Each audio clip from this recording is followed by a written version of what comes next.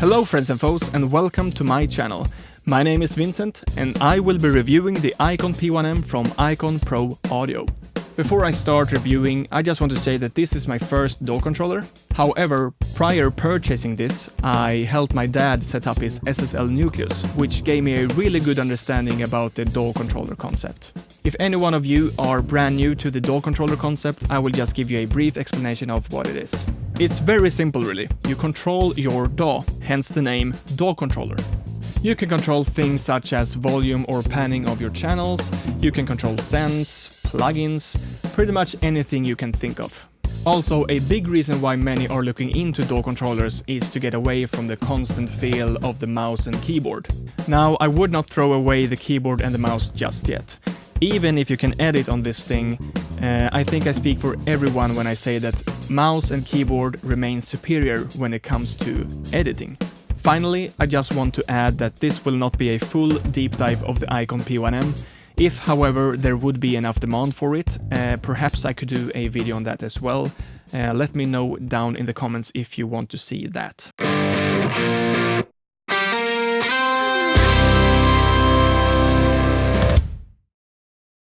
Let's start with an overview of the hardware. Now, size-wise, it's about 40 centimeters wide and about 20 centimeters deep. The maximum height without the screen, which we will touch on later, it's about 6 centimeters high. Also worth noting is that with the optional display, it's a bit higher. I would say double the amount, around 12 centimeters. Since it's only 20 centimeters deep, it allows me to place my keyboard far in enough on the desk, which allows me to access the keyboard easily, while also being able to have my wrist rests on the actual desk. This part was crucial. To me, being able to sit down comfortably while mixing is almost as important like having a good sound. Also, if you hear some cracks, it is my chair. I need a new one. Anyway, I was considering buying the UF8 from SSL. That controller seems great, by the way. But that would have resulted in me having to put my keyboard just to the edge right here, since the UF8 is about 6 or 7 centimeters deeper, and that would have prevented me to be able to work in the position I want to work in. And having the DAW controller off-center, not an option for me. The unit itself has a black plastic base and a dark silver gray matte metal finish, which I really like. It really suits my setup I have here. It weighs around 2 kilograms, and that is with or without the optional display, because the display basically weighs nothing. Now let's talk a little bit about the display. For starters, you just insert it right here, like this. And these are magnets, by the way, so it won't fall off easily. Now, despite it being optional, I would not say that you get very far without it. A big reason why you may want to buy a DAW controller is so you don't have to look at the computer screen as much. And if you have no screen or display on the actual DAW controller, then knowing what you actually are controller can be, well, very difficult, I would say almost impossible. Optional, perhaps not really optional. If you are looking into buying the P1-M, I heavily advise you to also buy the display. Perhaps I should turn it on. So my battery ran out, ending in me not recording more that day, so it's another day today, and that is why I have another shirt. I'm not randomly changing clothes, so now you know. So back to it. iCON Pro Audio has put out some marketing videos out there where the display also shows the color of your tracks. All I know is that it's not available for Cubase. So if you're buying this display at this moment, do not count on getting that feature. If you wake up one day and you feel like 8 channels is too little, you can actually increase that by purchasing the P1XS. Which are the extenders for the P1-M. Now, if your DAW allows it, you can actually extend the P1-M to 64 channels. Now, this should be more than enough for anyone, perhaps overkill, but you know, rather too much than too little. Moving on, we have the touch-sensitive faders with 12-bit resolution. Touch-sensitive meaning that whenever you touch a fader, the corresponding track in your DAW will be selected. Let me open up the mixer here and you can see. So whenever I touch, you can see that the corresponding track in Cubase is selected. Also on the controller there is a little blue light lighting up for the channel. And if it isn't obvious already, these control the main volume of your channels by default. I would say that the faders are pretty quiet. I would not say that I have been able to, tell that the faders are moving while I have some automation going on while the music is playing. Now, before I started recording, I tried to add a lot of quick and drastic automations on multiple channels, and that I could hear while the music was playing. I thought I just mentioned that.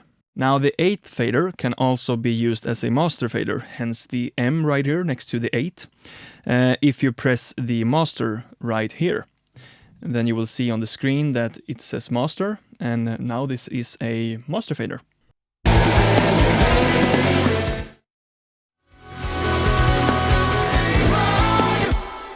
And you just click on the master here again, and then it will return to your 8th channel's fader. Quick note on the metering bridge, it looks nice and responds nicely.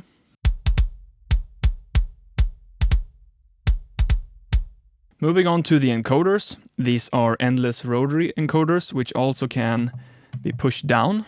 By default, when rotating, these control the panning, and when you push it down, it activates the input monitoring. I really like the texture of the encoders. They have some resistance to them. They are noiseless, and they have a nice click to them. Unfortunately, I am having some issues with my 3rd encoder right here. When rotating, it feels like it's starting to wear out, and the click is almost non-existent. Hopefully this is just me being unlucky, and it's not a common theme amongst these controllers. The actual buttons of the controller are rubber buttons. The closest I can compare to are to one of these TV remotes.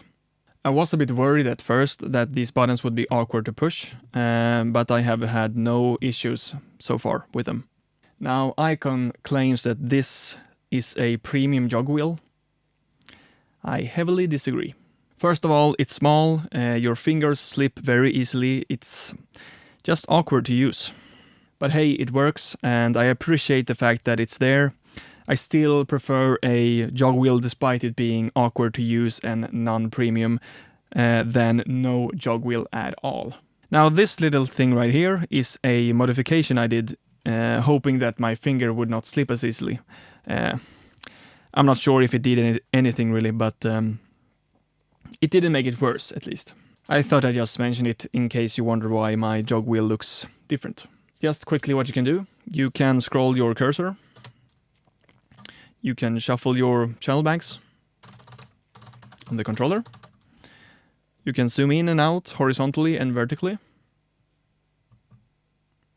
You can press it down and it becomes a scrub wheel, hence the red light right here. And you just press it again to return to its normal state. Moving on to perhaps the most unique thing about this controller, and that is the 16-panel touchscreen right here. The screen responds nicely whenever you touch it. That is nice. These buttons right here are the function layers for the touchscreen. So there are 16 functions or buttons on the screen, and you have 5 layers. So in total you have 80 layers. Here I can select what I control with the encoders. Right now these are controlling pan, as I said, and that is why the pan is marked. If I now press the EQ is marked, and now, as you can see on the screen, it's changed, and currently, right now, I'm controlling the channel EQ with the encoders. So let me open up the channel window to show you.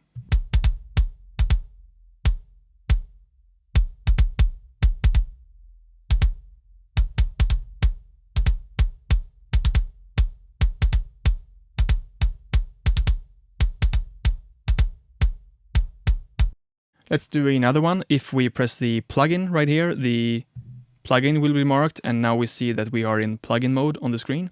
We see our SSL channel here. So, I can open up the channel here so you can see that it's being affected.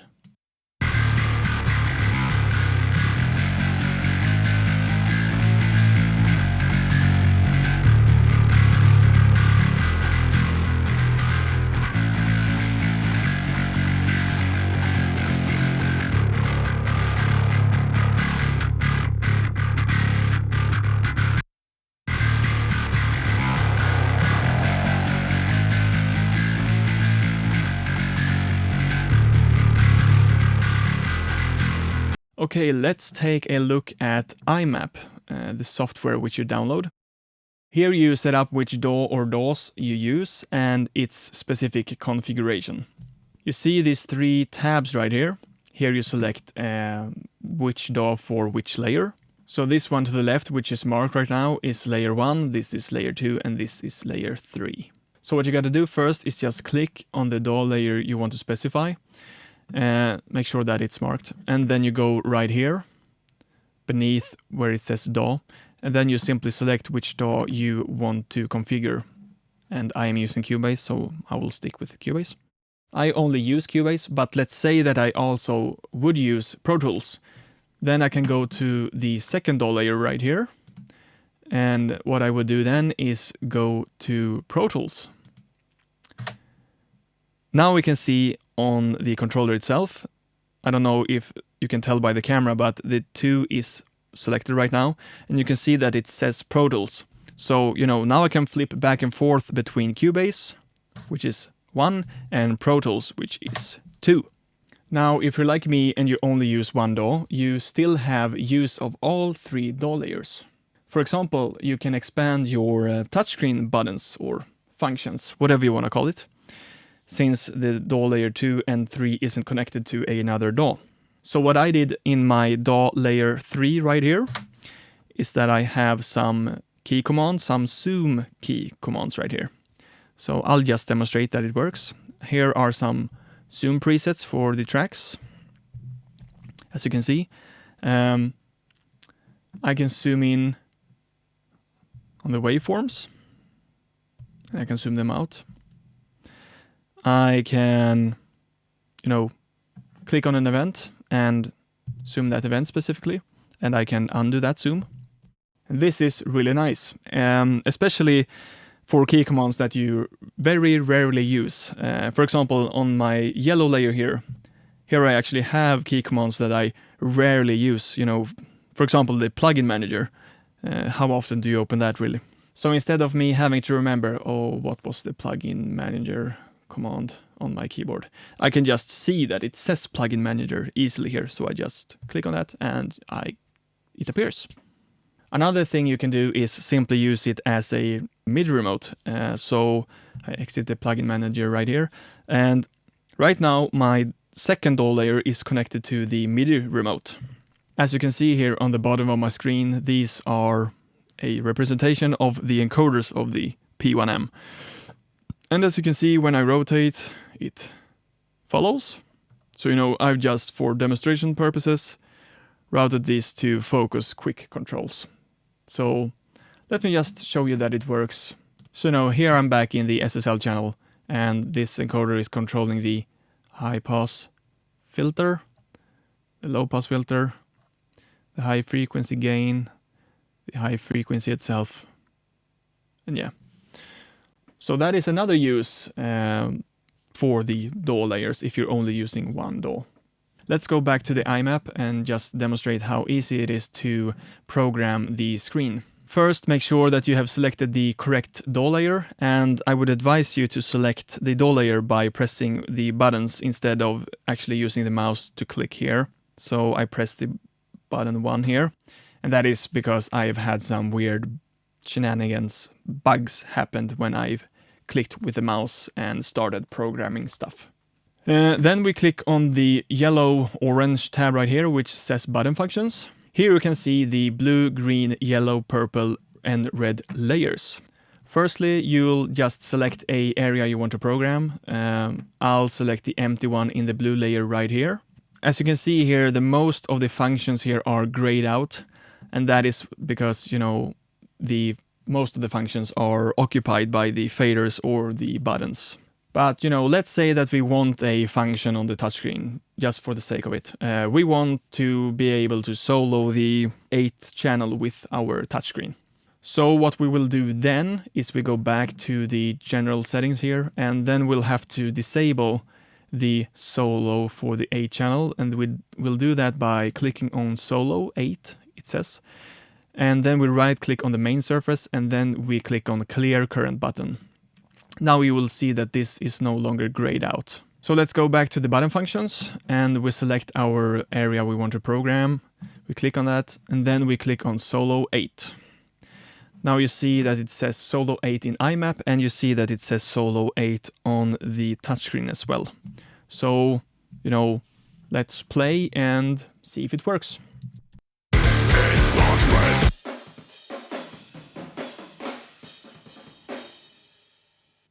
Somehow I missed recording my voice during this part of the video, so I am adding a voiceover to explain what I'm doing. Here I'm just clearing out the solo 8 function I just put on the touchscreen to reinsert it to its original place. And here you will see me programming a key command by going back to the button functions tab, selecting the panel we want to program. Then we go to the top right to the hotkey tab, and then I'm starting off by giving my command a name. And we're gonna assign copy to this panel, and that is why I will call this command copy. And then we go to click to change, and here we are asked to press our key combinations. So onto my keyboard I am pressing Command plus C, and then I click OK. Now we have successfully programmed a key command on the touchscreen. Going back to Cubase just to see if it works, I am marking an event here and pressing on the touchscreen, and I'm pasting from the keyboard, and as you can see we have successfully copied an event. Programming a MIDI message is just as easy. We will overwrite our copy command by having it selected, and then we go to the MIDI tab. Here we see the message type you can send, and in this example we will send a note. So we click note, we select channel 1, and the message value we will send is 24C1. And finally we will rename this to C1. Going back in Cubase, we can see that it works. If we look down here, we see that we are sending MIDI messages. But, you know, just to demonstrate that it sends C1 specifically, that it's sending a note specifically so you can hear it. I go to my VST instrument right here. I have to select my iCON P1-M port 1 to make it work. Now if I click the C1 right here, a kick appears. I can do it again. And there you go. So that is basically the iMAP. So what would I like to be better about this controller? Firstly, I wish that the refresh rate of the display was smoother. I may be a bit picky here, but I just like when things are smooth. So here is how it looks when I change the panning values on the P1-M. But if you take a look how it compares to the SSL nucleus, it is not as smooth. Now, I know that the SSL nucleus is way more expensive than the iCON P1-M, so it may be a hardware limitation. I'm not an expert when it comes to these things. Anyhow, I just wish that the refresh rate on the P1-M was something similar to the nucleus. Another thing I would like to be different is how the 8th fader works as a master fader. So as I said previously, when you press the master button right here, this now becomes your master fader. However, in this state, it cannot write automation. I think that this would be a nice addition. The last wish I have is that I would like these buttons to be tougher, perhaps in hard plastic. I just prefer tougher and clickier buttons. This is simply a preference. As I mentioned earlier, I've had no issues when it comes to the buttons. Speaking of issues, here is number 1. It has to do with the encoders. Whenever I rotate the encoders quickly, whatever parameter I control, some jankiness is going on. As you can see, I am controlling the panning right here, and at first sight nothing seems to be wrong. I'll pan hard left here so it's easier to see here. Now watch as I rotate to the right really quickly. You will see how the panning will kinda, either stay stuck or kinda go back almost. Look. You see, there it didn't move. There it went back. There it kind of went back again. It kind of moved back. There it didn't move at all. And there it kind of did that thing. So this is obviously not how it's supposed to work. This does not only happen on the panning, it happens on any other parameter you control with encoders when you are connected to the MIDI control, that is. I don't know if this is different in other DAWs, but in Cubase this is it. So let's try another parameter. So let's control the EQ with the encoders. We'll do the same encoder just because. So when I rotate back and forth slowly, nothing seems to be strange, right? Now, watch again. When I rotate very quickly, you will see that the value either barely moves or kind of goes back like this. There you saw it. There you saw it again. So this is something that obviously isn't right. Maybe iCON Pro Audio can fix this via an update or something. But yeah, this is not good. Issue number 2, I cannot find every plugin with the controller. So if you go to the plugin mode right here, and currently we have no effect on, and you rotate the third encoder to select what plugin you want to choose. The issue is I cannot select every plugin that I have. So currently it is skipping 3 plugins, meaning that 1, 2, 3, the first plugin will be R-Bass Mono. So if I rotate this, R-Bass Mono appears. Let's go back here again and see. So 1 plugin, 2 plugins, 3 plugins. Next will be Shep's Omnichannel to Mono. Let's see. Shep's Omnichannel to Mono. The next plugin should be, the next plugin should be Shep's Omnichannel to Stereo, but it is 1, 2, 3 SSL channel mono. Now I will probably use the keyboard 99% of the time to find what plugin I want to use. However, I still want this to work. This combined with the encoder issues and bugs I've been having are signs that this product was rushed probably. So my third and final issue is actually not about the product itself, it's actually about the company. In this state, I am not fully comfortable with iCON Pro Audio. So let me tell you why I'm having issues with iCON Pro Audio at this time. So when I got the iCON P1-M and had installed it, I was having disconnecting issues. So I installed it according to the instructions I was given. I opened everything up in the right order, controller, iMAP, and then DAW, so Cubase. Long story short, I had to make sure that the 4th port was not active or shown in Cubase. And the reason for this is that this port is reserved for iMAP. Now it was actually along the way getting this issue resolved that have made my experience with iCON Pro Audio mixed. To begin with, I am being sent this adapter. Let's see if I can get focus. This USB adapter. Me being sent this adapter should imply that this thing works. It doesn't work. To get things working, I have to plug in the P1-M directly into my computer, no adapters in between. However, iCON Pro Audio still provides you with this adapter, which I think should imply that it works, but it does not. In the middle of the process to fix the disconnecting issues, I also try to perform factory resets of the firmware. There are no instructions given how to do this. In the manual, that is.